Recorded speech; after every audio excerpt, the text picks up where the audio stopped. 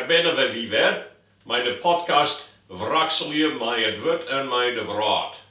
Dit is de 4e serie en die gaat over de lessen van de slangen, bedrog en dekonstruksje. En dit is de 6e episode en die wordt verdeeld in 2 stukken. 2 episodes verleden heb ik deze opmerking gemaakt. Door postmoderne filosofie, de dekonstruksje van textuele beschutting en de toepassing van nieuwe progressieve hermeneutyk, binnen wie daarvan overtuigen dat we de apostelske leer net vertrouwen kunnen en moeten voor te day. En in de episode dermei hebben we sprutsen over het postmodernisme of de postmoderniteit. En nu zullen we gaan naar de Nije Hermeneutyk. Wat is hermeneutyk en wat is de Nije Hermeneutyk? En waarom neem ik dit Satans Brekizer voor de dekonstructie van de kerke en haar leer? Inleiding. Het moet zo'n tritich jaar verleden wezen dat ik een man trof die van Nederlandse kom af wie en ik een gereformeerde baptist wie. En die warskôgde mij en die zegt, Eise, je moet uitgaan en opletten voor de Nije Hermeneutyk, want die maakt het heel wat kerken stikken. Ik ben Johannes van den Berg zijn warskôging niet vergeten. En het wie maar een paar jaar later, doet het van toepassing kwam, doet ik me inschrijven bij een baptistische hogeschool voor theologie, om daarvoor dominee te studeren. Bij een welkomstbarbecue voor personeel en studenten moette ik uw professor Dr. William Webb. Hij was een tiege vriendelijke en sociale hoogleraar die me echt welkom viel leert. Dat zodoende deelde ik met hem mijn strijd die ik gaan hier in een gereformeerde kerk. Doet ik mijn boek publiceren hier Praying for Rain, gebed voor rein, een oproep voor vernijing in een gereformeerde kerken. En door dat boek werd ik onder de kerkelijke tucht zet. En het weer zo doet de artsen jaren dat ik me inschrijf hier bij een baptistische hogeschool dat ze zijn, zoals nou wel, we hebben een tiege gelijk. En nou bloed er maar mijn volharding teruggaan op het verkeerde pad. Nou we zeggen dat er bij de baptisten studering gaat. Dat is net goed. Doch weigerden ze de conclusie te maken dat als ik hierin terugkom, dat ik dan in een hel belanden zou. Toen vertrouwde Dr. Webb zijn zwaargen aan mij en hij zei dat hij druk waande weer met het schrijven van zijn manuscript voor een boek wat letter slaven, vrouwen en homoseksuelen jette zou. En het liep me dat hij er toch wel een beetje overeen ziet dat eenzelfde soort lot als wat mij toevallen weer hem dochs echt wel overkomen kon. Het was net zo lang later dat ik een cursus bij hem nam over hermeneutyk. Nou, wat is hermeneutyk en wat is de Nije Hermeneutyk? Laten we daar eens naar gaan. Als ik naar Google ga, dan zag ik daar deze omschrijving die eigenlijk net zo min is. De Bijbelse hermeneutiek is de studie van de principes en methoden die gebruikt worden om de Bijbel te interpreteren. Met het doel om de oorspronkelijke beschutting te begrijpen en het toe te passen op het Joodse leven. Het gaat om het onderzoeken van de taal, de historische context, de culturele achtergrond, het literair genre en de auteursbedoeling van Bijbelse teksten. Om haar bedoelde boodschap te begrijpen en toe te passen. Het doel is dan om de scheiding te overbruggen tussen de oude schriften en de moderne lezers en zo een trouw en correct begrip van Gods woord te garanderen en misinterpretaties te voorkomen. On kwartlijn wie een maalje likos Jacob van Bruggen en Don Carson drukdwaande in dit veld van Bijbelske hermeneutyk. Don Carson zijn richtlijnen voor deze methode kan je vinden op een website van de Gospel Coalition. Ik ga het hier even opzetten. Wat is dan de Nije Hermeneutyk? Nevens Google, de Nije Hermeneutyk is een methode van Bijbelske interpretaties invloedrijk zo'n theologie van het midden van de 20e eeuw, die de klam leidt op het existentialisme, de historiciteit van de tekst en zijn lezers en het idee van de gebeurtenis van de taal. En deze aanpak zocht het begrijpen van een tekst als een dialoog, waarin de vragen van de lezer de beschutting van de tekst vormjouwen, wat op zijn beurt het perspectief van de lezer weer verhoort, waar toch een soort hermeneutische cirkel ontstaat. En deze aanpak distancieert de kerk van aanspraken op objectieve interpretatie en richt het hem in steed op het interactiespel tussen de historische auteur, de Joodijske uitlezer en het vermogen van de tekst om nieuwe, universele beschuttingen te iepenbieren. In de vorige episode zagen we hoe het postmoderne denken van de 20e eeuw de waarheid trivialiseren. Dit heeft serieuze gevolgen voor de praktijk van Bijbelske hermeneutiek. De Bijbelske tekst had geen objectieve beschutting meer. Liever, beschutting moet maken worden door een dialoog tussen de tekst en de Joodijske lezer.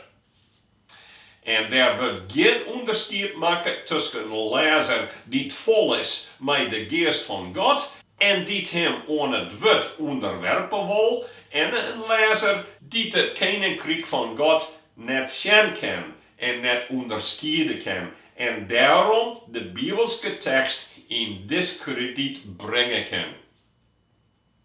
De Bijbelske tegenstelling en antithese die we gevonden hebben in de eerste psalm wordt hier duidelijk negeren als afwijst. Doch moet het hart van de lezer zwier wegen op een uitkomst van zo'n dialoog. Wat ik beschut dat er een protte valse uitkomsten van het proces wijzen kunnen die de kerk dan opmerken moet en dan afwijzen. Tweedens, postmodernisme en de tolerantie.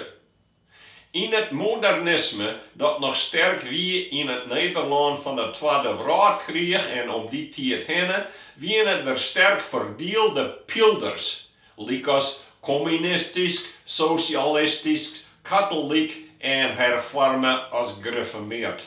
Waarin de leden het als vanzelfsprekend aannamen dat ze in die pilder een monopolie hielden op een waarheid, wiens oren daarom ook alle jaren grif verkeerd werden. In de sociologie wordt dit etnocentrisme genoemd. Je zag je eigen groep als het centrum van de recht en waarheid. En vanzelfs doogde dat eens net. Want er is wel een waarheid, maar wie in uw groep of zelfs in uw kerk kunnen nooit 100% van de waarheid hebben. In de jaren 60 vond een radicale verschoning plaats naar het postmodernisme te. Waar het schandelijk is om te denken dat jou als jouw groep, als jouw kerk het beter weten als oren. Als jou of jouw kerk dan vasthouden willen aan de eeuwenoude opvattings van het christelijke leven, dan lees je eruit. Joodijske tolerantie kan dat net tolereren. En zo staan het gezag van de schrift en de geestelijke zoenens van de kerken op het spul.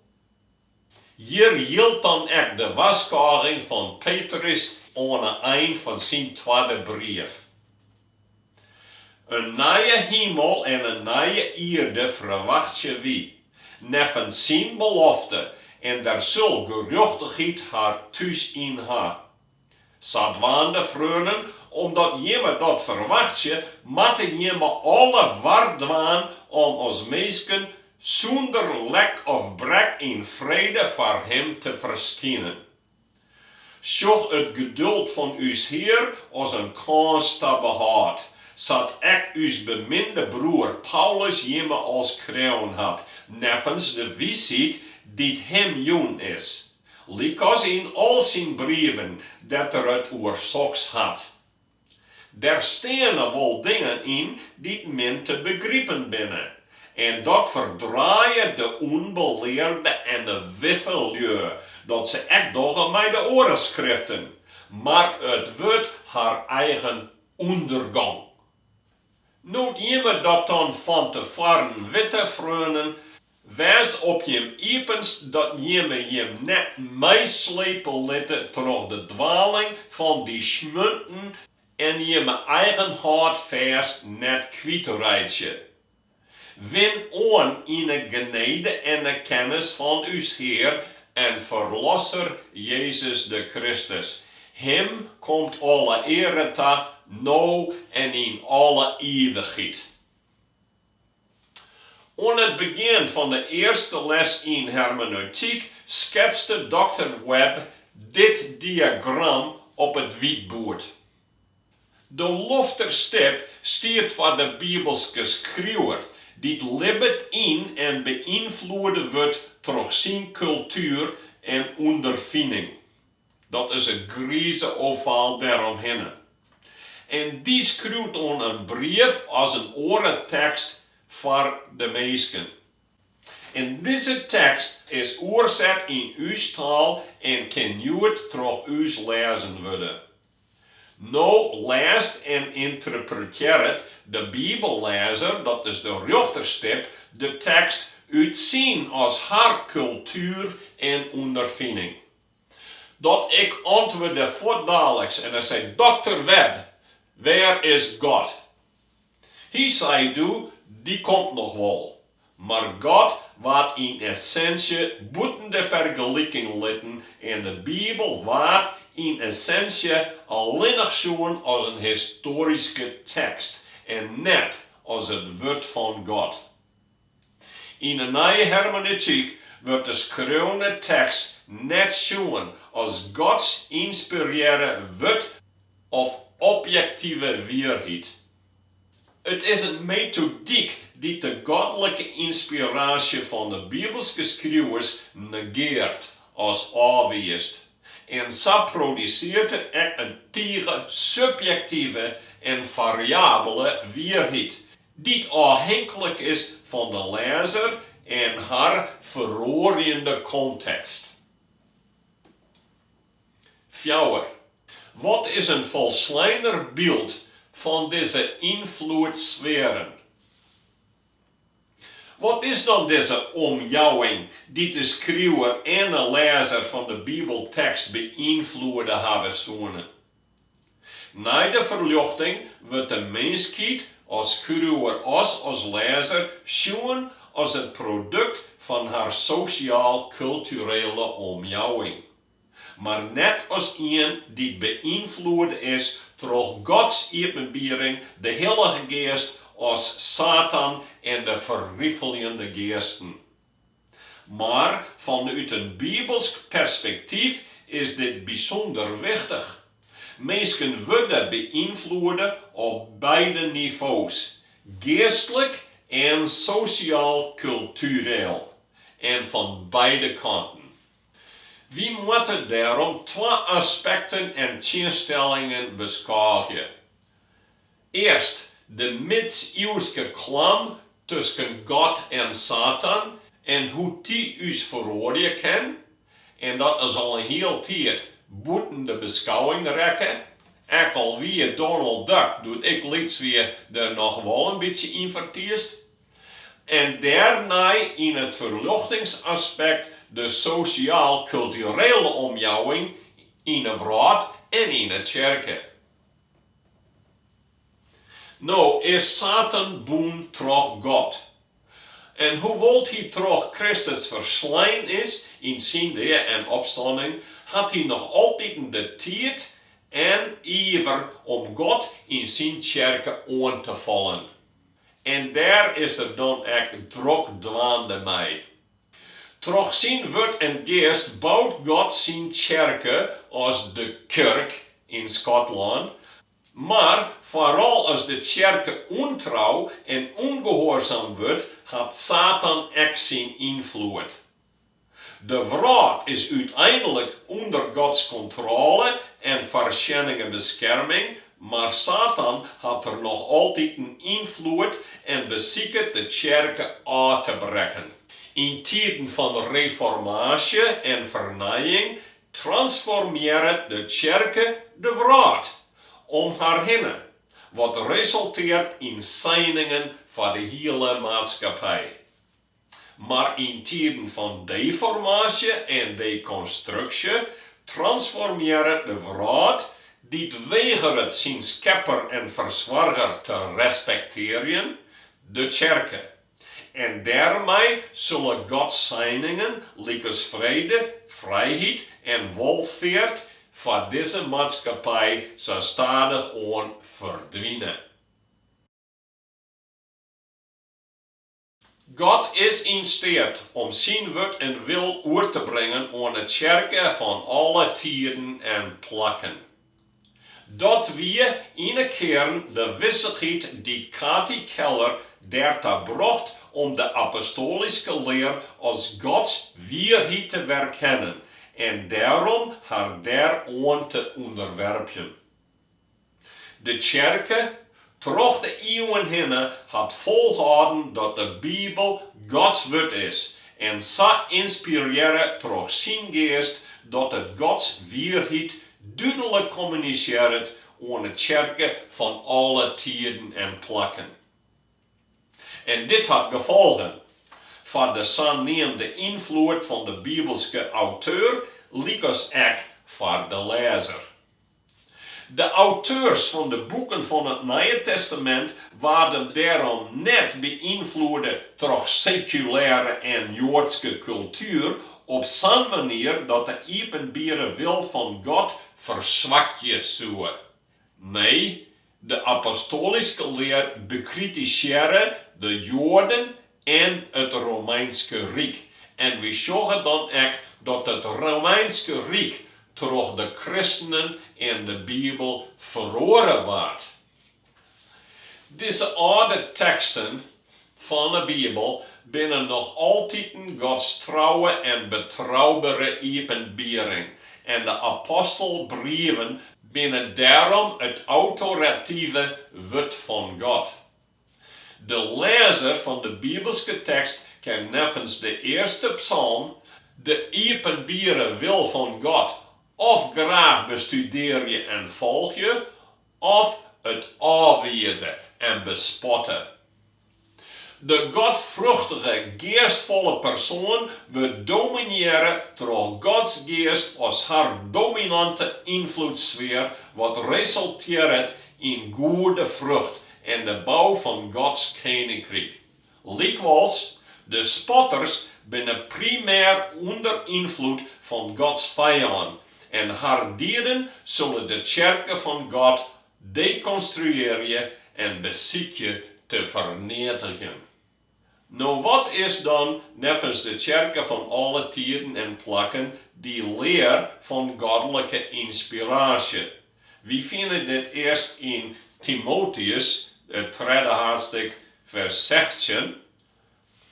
Alle keren die in gemeenschap met Christus Jezus Godvrezend leven willen, zullen vervolgen worden. Maar dogeneten en bedragers zullen dat slimmer vervolgen. Met ze oren en ek haar zelfs op het doel brengen. Do likwijls mas blijven bij wat sto leert en in het leven aangenomen hast. Want do witst van hokker meesken do het leert hast. En dat sto van jongs aan de heilige schriften kenst, die de wij wêze kent te behoud, door het leven in Christus Jezus. Elk schriftwoord, hier komt het, elk schriftwoord is door God injoen en is nuttig om te onderrichten, om te weerlezen, om te verbeteren, om op te vieren in de gerechtigheid dat de mensen van God voor zijn taak bekwaam wezen mij. Ja, ta alle goed werk tarist. Nevens Google dan, Bibelske inspiratie is de christelijke theologische leer dat God de menselijke auteurs van de Bijbel door zijn geest begeleidde, alhoewel met gebruik van haar persoonlijkheden en schreeuwstilen, om zijn boodschap aan de mensheid vast te lezen, waar toch de schrift het goddelijk inspireren wordt van God wordt. Nou, deze goddelijke invloed breidt hem uit naar de schreeuwende woorden zelfs en garandeert de onfeilbaarheid van de Bijbel en zijn ultieme autoriteit voor leer en leven. Tot besluit. In het tweede deel van deze episode zullen we de progressieve verlossende hermeneutiek van Dr. Webb onderzoeken. Specifiek de onderliggende aannames en aanpak. Ik heb dit bekritiseerd doordat ik zijn kursus hermeneutiek al volge. En 15 jaar later in Nederland ontdekt ik dat uw kerken daar een vrij vergelijkbare aanpak kiezen hebben en concluderen na zoveel eeuwen dat de Bijbelse leer vooral op geen enkele manier afwijst als oudsten en pastoren in de kerken. Onderwillens heeft Katie Keller, de vrouw van Tim Keller, geschreven over de hermeneutiek van Dr. Webb in haar boekje Jesus, Justice and Gender Roles. En ik heb dat boekje daarna ook in het Nederlands oorzet. Maar ik wil het daar in de tweede helft en in de laatste episode nog verder over hebben.